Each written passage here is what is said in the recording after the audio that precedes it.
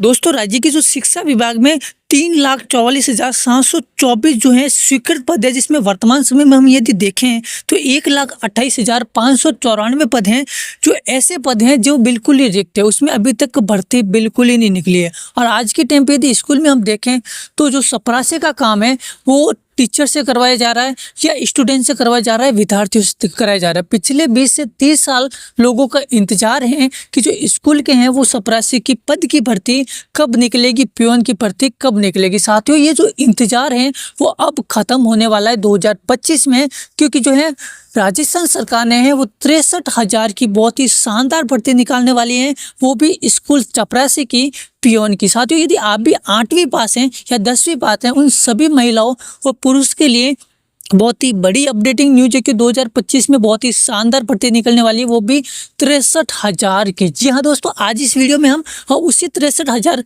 Vacancies के बारे में बताना चाहूँगा, पद के बारे में कि कौन कौन से हैं जो पियोन में फॉर्म अप्लाई कर सकते हैं, कौन कौन फॉर्म अप्लाई नहीं कर सकते हैं, इसमें क्या एलिजिबिलिटी रहेगी, किस किस बातों का ध्यान रखना है, क्या क्या डॉक्यूमेंट लगने वाले हैं, वो सारी कुछ बातें हैं हम स्टेप बाय स्टेप बात करेंगे। तो वीडियो को कंप्लीट पूरा जरूर देखिएगा ताकि आप पूरी बातें हैं जो आप समझ जाएंगे और आपको फॉर्म भरते वक्त कोई प्रॉब्लम परेशानी नहीं होगी। इसमें सिलेबस के साथ में हम बात करने वाले हैं। साथ ही हम बात करते हैं राजस्थान चतुर्थ श्रेणी कर्मचारी चपरासी भर्ती 2025 की, जिसकी हम पदवी की बात करें तो आपकी 63,000 पद की बहुत ही शानदार वैकेंसी निकले वाली है। जिसमें बात करें एज की तो 18 से 40 ईयर आपकी होनी बहुत ही जरूरी है। जिसमें यदि हम बात करें जो है आपकी एज है वो 1 जनवरी 2025 से आपकी जो है एज लागू होगी। ठीक है जी। यदि हम एग्जाम की बात करें तो एग्जाम 18 सितंबर से लेके 23 सितंबर के आसपास में 2025 में ये एग्जाम होने की पूरी संभावना है। यदि हम फॉर्म की बात करें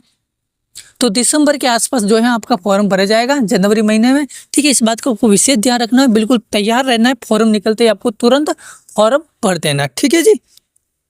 यदि हम सैलरी की बात करें तो 18,900 रुपये से लेकर आपको स्टार्ट होने वाली है और 35,000 प्लस आपकी सैलरी रहने वाली है। इस बात का विशेष ध्यान रखना है। यदि हम बात करें एप्लीकेशन फीस की तो बताना चाहूँगा जो एप्लीकेशन फीस जनरल कैटेगरी वालों के लिए 600 रुपये आपकी लगने वाली है।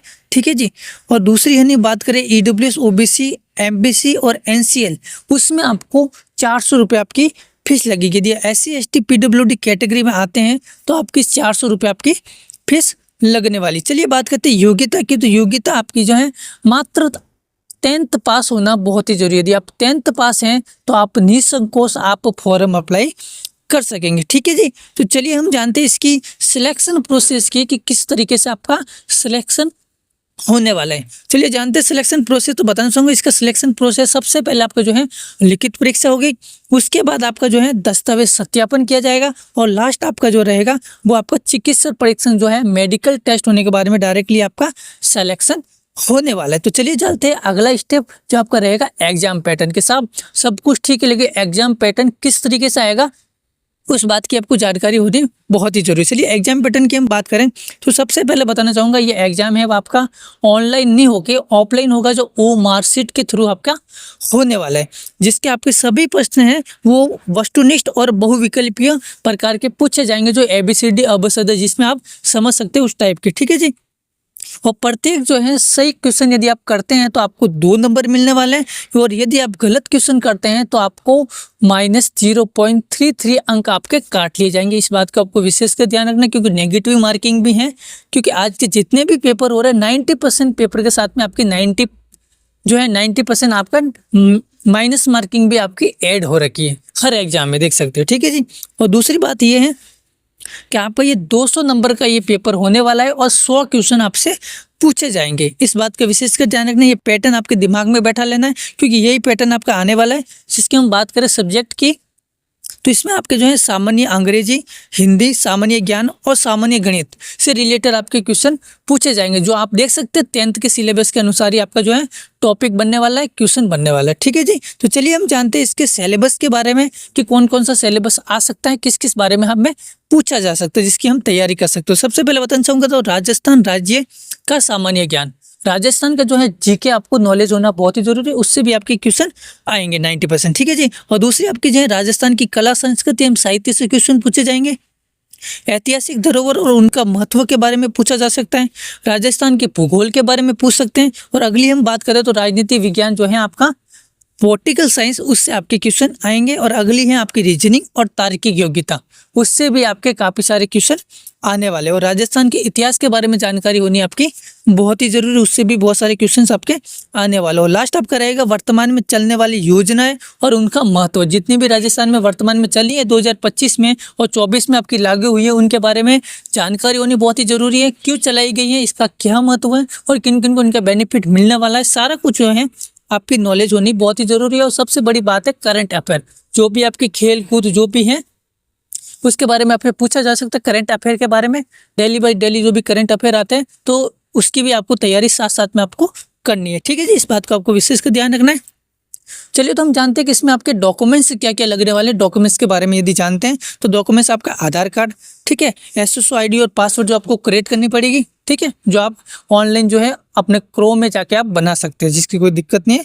और आपकी 8वीं की अंक तालिका और 10वीं की अंक तालिका दोनों की आपके पास में जरूरत पड़ेगी, ठीक है। और दूसरी बात यह है कि आपका शपथ पत्र लगने वाला है। अगला, यदि आपके पास कार्य अनुभव है तो आप भले अनुभव प्रमाण पत्र लगा सकते हैं, यदि नहीं है तो कोई दिक्कत नहीं है। और जाति प्रमाण पत्र यदि आपके पास लागू होता है, जैसे SC ST OBC उनमें लागू होता है तो उसमें जाति प्रमाण पत्र आपको लगेगा। बाकी जनरल कैटेगरी वालों का जो है कास्ट सर्टिफिकेट नहीं लगने वाला, जिसका लागू होता है वो आपको लाना पड़ेगा। 2 पासपोर्ट साइज फोटो रहेगा। मोबाइल नंबर आपका अति जरूरी है। ईमेल ID जरूरत पड़ेगी, जिसकी भी आपका जो है इन्फॉर्मेशन आएगी वो या तो मोबाइल नंबर के थ्रू आएगी या फिर जो है आपका मेल के थ्रू आपकी आने वाली। बाकी आपको सेल्फ टेस्ट हस्ताक्षर वो होने वाले। ये सब कुछ डॉक्यूमेंट है, वो आपको ध्यान रखना, ठीक है जी। चलिए अगली हम जानते हैं इसके कार्य के बारे में कि इसमें क्या क्या आपका कार्य हो सकता है, ठीक है। इसमें देखा जाए तो जो कार्य है आपका मैं बता दूं तो जूम करके डेली बेसिस, जो आपका प्रतिदिन जो है सुबह आके विद्यालय में सबसे पहले आपको मुख्य द्वार आपको खोलना पड़ेगा, ये आपका सबसे पहला काम रहेगा। और दूसरी बात यह है,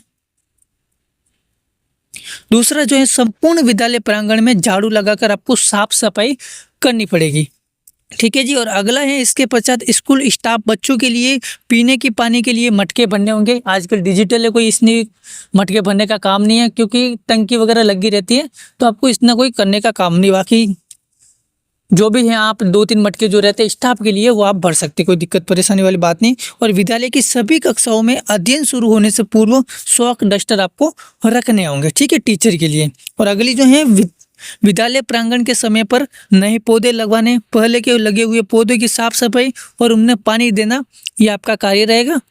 सुबह प्रार्थना के समय और दोपहर की छुट्टी और पूरी छुट्टी होने के समय आपको घंटी बजानी पड़ेगी, उसका वो काम रहेगा। स्कूल में होने वाली विभिन्न कार्यक्रमों और छुट्टियों के लिए सभी कक्षाओं को सूचना देना भी आप ही का ही काम रहेगा। और सभी कक्षाओं में शिक्षकों को समय समय पर चाय पानी देना भी आपका काम रहने वाला है, ठीक है। और विद्यालयों में अतिथि या कोई भी अभिभावक कोई आ जाता बाहर के, उनके लिए भी आपको चाय व्यवस्था वगैरह करना, वो भी आपका काम रहने वाला है। और अतिथियों के लिए चाय नाश्ता वगैरह मैंने आपको बता दिया, ठीक है। बाकी अतिथि वगैरह कोई आते हैं, मेहमान वगैरह कोई बाहर से मिलने के लिए, तो सबसे पहले आपको प्रधानाचार्य को सूचित करने का भी जिम्मेदारी आपकी रहेगी, ठीक है। बाकी विद्यालय की पूरी छुट्टी होने के पर सभी कक्षाओं में ताले लगाना भी आपका काम रहने वाला है। और अगला जो है विद्यालय से जुड़ी जो भी अन्य सभी जानकारी है, आवश्यक जानकारी, उनका भी आपको विशेषकर ध्यान देना भी आपका विशेषकर कार्य रहने वाला है, ठीक है जी। तो चलिए हम जानते हैं कि इसमें फॉर्म अप्लाई किस तरीके से करना है। तो साथ ही उसके लिए आपको सबसे पहले मैंने बता दिया था SSO ID आपको क्रिएट करनी पड़ेगी, जो आप गूगल क्रोम में जाके sso.gov.in टाइप कर सकते हैं। आप टाइप करेंगे तो इस तरीके आपकी वेबसाइट खुल जाएगी, जिसपे आपको रजिस्ट्रेशन करना होगा। रजिस्ट्रेशन में आप डाल सकते हैं अपना आधार कार्ड वगैरह, जो भी जन आधार कार्ड, उससे आपको रजिस्ट्रेशन करना है। अपनी KYC ओके करनी है। KYC ओके करते ही आप देख सकते हैं सेकंड आपको जो स्टेप आएगा रिक्वायरमेंट पोर्टल, उसके ऊपर क्लिक करेंगे तो आपके पास में ये जो साइड में ऑप्शन आ रहा है ऑनगोइंग रिक्वायरमेंट, उसमें आपका आएगा जो है peon form online apply. Rajasthan peon जो है न्यू फॉर्म ऑनलाइन अप्लाई, अभी तक ऑप्शन नहीं आया कि अभी फॉर्म भरे जाने स्टार्ट नहीं हुए हैं, लेकिन बहुत ही जल्दी स्टार्ट हो जाएंगे। तो ये तरीका है आपका फॉर्म भरने का, इस बात का आपको विशेषकर ध्यान रखना है। आई होप मैंने जो सारी जानकारी दी वो आपको पसंद आ गई होगी। वीडियो अच्छा लगा हो तो वीडियो को लाइक जरूर कीजिए, अपने दोस्तों के साथ शेयर जरूर कीजिए, है ना। उन भाई बहनों के पास जरूर शेयर करिए जो 8वीं से 10वीं पास है, ताकि उनको भी इसका बेनिफिट मिल सकता है। साथियों, यदि आप हमारे चैनल पर नए हैं तो चैनल को जरूर सब्सक्राइब करिए। तो साथियों, मिलते हैं ऐसे नेक्स्ट वीडियो में, तब तक के लिए जय हिंद, वंदे मातरम, आपका दिन शुभ हो।